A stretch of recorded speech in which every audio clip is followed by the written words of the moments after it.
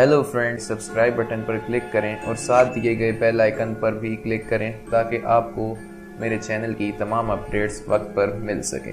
आज हम बात करते हैं दिल्ली पुलिस की उन तैयारियों के बारे में जो उन्होंने किसानों के खिलाफ शुरू की हैं और कर रहे हैं। दिल्ली पुलिस से सवाल है कि क्या किसान अपना हक मांग रहे हैं, गुनाह कर रहे हैं? क्या उनका यह जुर्म है कि वो वहां पैदा हुए? क्या उनका यह जुर्म है कि उन्होंने अपने हकूक के लिए आवाज को बुलंद किया और इतनी ताकत के साथ बुलंद किया कि वो ऐवानों तक चली गई? क्या उनका यह जुर्म है कि उन्होंने अपने खुद को जिंदा रखने के लिए, अपनी आने वाली नस्लों को जिंदा रखने के लिए उन्होंने अपनी आवाज को बुलंद किया? ये आवाज जो आज उनकी है, ये तो पूरी दुनिया में अब बुलंद होना शुरू हो गई है। तो क्या पूरी दुनिया के गिर्द आप फिर किला तमीर करेंगे? आप देखें, हम वो वीडियो आपको दिखाते हैं जिनमें आप देखें किस तरीके से वहां सरिये को कील की शक्ल में वहां वेल्ड करके जमीनों में गाड़ दिया गया है, इसलिए कि वहां ट्रैक्टर ना आ सकें, इसलिए वहां किसान ना आ सकें। उनका पानी बंद कर दिया गया इसलिए कि वहां से वो बैठे हुए अपने हकूक को ना मांग सकें। उनके जो सामान है उनको खराब कर दिया गया और रास्ते में आने वाले लोगों को रोक दिया गया, इसलिए कि वहां वो अपने लिए जो हक मांग रहे हैं वो हक ना मांग सकें। आप देखें किस तरीके से नरेंद्र मोदी ने वहां बाढ़ लगाई। ये बाढ़ आपको एलओसी पर नजर आएगी, लेकिन ये बाढ़ आपको दिल्ली जो भारत का दारुल हुकूमत है वहां के बॉर्डर्स पर भी नजर आएगी। आप देखें कितने बैरियर लगा दिए गए, फिर वहां ही उसको सुकून नहीं मिला। उन बैरियर्स में के दरमियान में कंक्रीट भर के दीवारें खड़ी कर दी गई, फिर वहां उसे सुकून नहीं मिला। फिर सरियों की मीखें बनाकर वहां नस्ब कर दी गई, फिर वहां उसे सुकून नहीं मिला। फिर उन रास्तों को बंद कर दिया गया जहां पैदल चला जा सकता था, वहां उसे सुकून नहीं मिला। फिर 2 किलोमीटर दूर उसने फिर बैरियर लगाए। फिर वहां मीडिया को भी आप देखें किस तरीके से वहां मीडिया को भी जाने की इजाजत नहीं है। ये जगह, जिस जगह पे ये खड़े हैं, वहां से 2 किलोमीटर दूर लोग, किसान भाई अपने हक के लिए बैठे अपना हक मांग रहे हैं। 2 दिन से पुलिस द्वारा लगाई गई कीलों को दिखा रहे मीडिया कर्मियों को अगले बैरिकेड से आगे जाने पर रोक लगा दी गई है। क्या एंट्री मना है? एंट्री मना है? हम लोग मीडिया को तो जाने देते हैं पैदल। मीडिया को मना कर रखा है। लगभग यहाँ से 2 किलोमीटर दूर है प्रोटेस्ट साइट, वहां तक किसी को जाने की अनुमति नहीं है। इस तरीके से नरेंद्र मोदी ने मुख्तलिफ जगह पे, मुख्तलिफ मामलात पे किस किस तरीके से दर्दनाक मनाजिर कायम किए जो आपको वहां देखने को मिलेंगे। हम आपको ये दिखाएंगे। फिर आप एक बात और गौर करें, किस नाअहली की बुनियाद पर, किस पत्थर दिल की बुनियाद पर दिल्ली पुलिस कह रही है हमने वो बैरियर मजबूत किए हैं। मुझे ताज्जुब है कि जब 26 तारीख को जिस प्रकार से जो ट्रैक्टर्स का इस्तेमाल किया गया था, सभी पुलिसकर्मी पे चढ़ा करके बैरिकेड को तोड़ करके सब कुछ किया गया, तो आप उस समय आपने कोई सवाल नहीं पूछा। हमने क्या किया है? हमने उस बैरिकेड को मजबूत किया है। क्या बैरियर मजबूत करने का तरीका यह है कि वहां आप फौज खड़ी कर दें? क्या बैरियर के मजबूत होने का मतलब यह है कि वहां आप पुलिस इतनी लागे खड़ी कर दें कि पूरे भारत की पुलिस ऐसे जैसे दिल्ली में ही आ चुकी है? क्या वहां बैरियर खड़ा करने का और मजबूत करने का मतलब यह है कि वहां कंक्रीट की दीवारें बना दी जाएं? और फिर इल्जाम लगाया किसानों का कि किसानों ने ट्रैक्टर चढ़ा दिए थे 26 जनवरी को। अगर किसानों ने ये अमल किया था तो जनाब ये रद्द अमल उस अमल के उस सूरत में था जो पुलिस ने किया था। क्या दिल्ली की पुलिस अपनी लाठियां भूल गई? फिर आप ये देखें कि किस तरीके से चंद दिनों के अंदर अंदर उन्हें स्टील के राड लाठियों की शक्ल में बना के दे दिए गए, और किसान के हाथ में जो तलवार है उसी सूरत में उन्हें वो राड तलवारों की शक्ल में दे दिए गए। आप ये तमाम मनाजिर वीडियोस में देख सकते हैं। ये वो स्टील के राड तलवारों की शक्ल में पुलिस वालों के हाथ हैं जो किसान के खिलाफ इस्तेमाल किया जाएगा।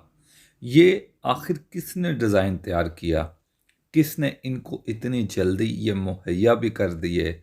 ये बीजेपी आरएसएस बजरंग दल की अखंड भारत की सोच है कि अपने ही मुल्क के किसानों के खिलाफ वो नस्ल कुशी करने पर तैयार हो गए हैं। क्यों? क्योंकि उन किसानों में सबसे ज़्यादा तादाद सरदार भाइयों की है, इसलिए उन्हें इस बात से कोई फ़र्क नहीं पड़ता बीजेपी को, और ये इस तरह की तैयारी आप देख रहे हैं। और फिर आप ये देखें कि क्या गुनाह किया उन्होंने। क्या खुद को जिंदा रखना जुर्म है? क्या खुद के हक के लिए आवाज को बुलंद करना जुर्म है? आज वो लोग जो कट्टरपन का शिकार हैं वो बगले तो बजा रहे होंगे कि जी हमने इन्हें घेरे में ले लिया। याद रखो, किसान वो अनाज उगाता है जिस पे हर इंसान का पेट भरता है। किसान वो अनाज, अल्लाह ने किसान को वो चीज दी है जिस पे हर इंसान की बुनियाद है। अगर किसान नहीं होगा तो फिर आप ये सोचने और ये समझने पे कासिर हो जाएंगे, फिर इंसान कैसे होगा? इंसान की बका किसान की बका में है। किसान की जिंदगी किसान की जिंदगी में है। इसलिए आज आप अगर इस जुल्म के खिलाफ अपनी आवाज को बुलंद नहीं करेंगे, अगर आज आप अपने आप की जो ताकत है इसको इस्तेमाल में नहीं लाएंगे किसानों की हमदर्दी में, किसानों के साथ कंधा मिलाने में, तो याद रखें कि फिर कल का आपकी बारी होगी, फिर कल आप भी ऐसे ही सड़कों पे होंगे। और ये तो मेरे ख्याल से क्या कहते हैं, अब भारत के मुकद्दर में ये आ चुका है कि हर 2 महीने बाद कोई ना कोई बंदा ऐसे ही धरने में है। पिछले दिनों मुसलमान भाई धरनों में थे, क्या किया? कुछ भी ना हुआ। लेकिन इस दफा किसान धरनों पे हैं।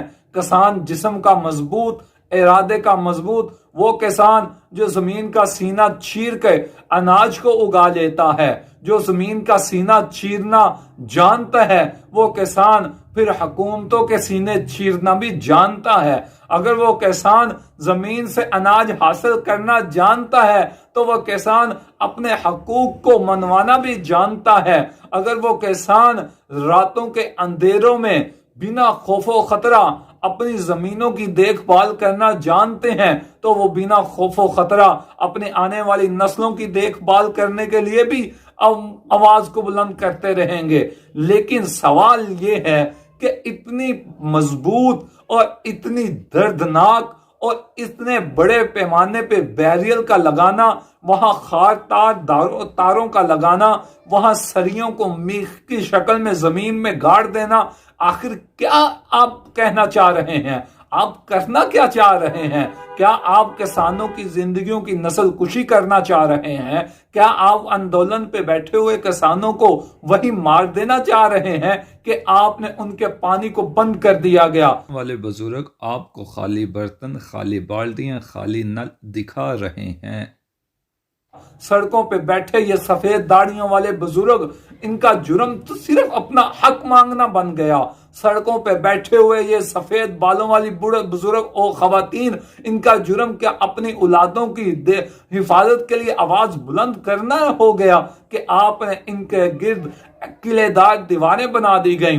अपोजिशन ये बात तो करती है कि जी हमने आवाज को बुलंद किया, जैसे कि पिछले दिनों राहुल गांधी ने कहा, लेकिन अमली तौर पे वो कॉल क्यों नहीं दे रही कि निकलो बाहर, यह वक्त निकलने का है।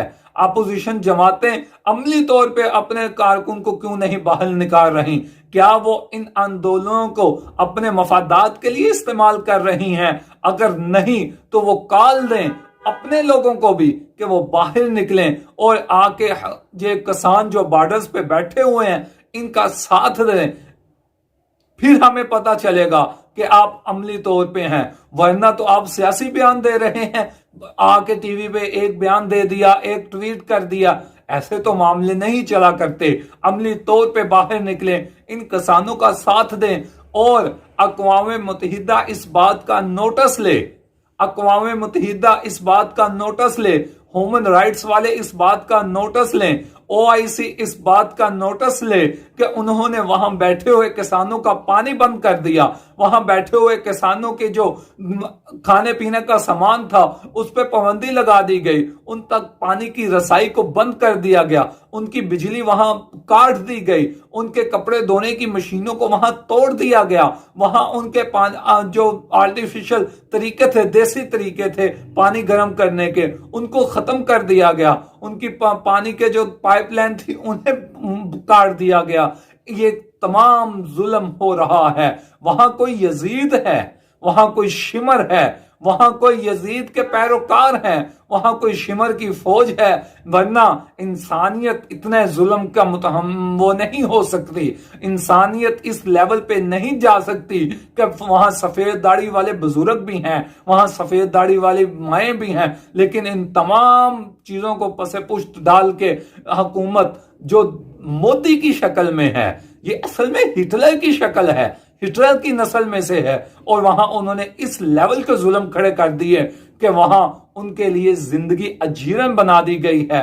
लेकिन किसान जिस्म का भी पक्का है और किसान इरादे का भी पक्का है, और ये जल्दी आपके उसमें नहीं आएगा। मैं किसान भाई वो जो अब लोगों में है, यानी वहां अभी घरों में हैं, उनसे भी कहता हूं कि अपने अपने मामलात को कवर करें और बॉर्डर पे बैठे किसानों का साथ दें।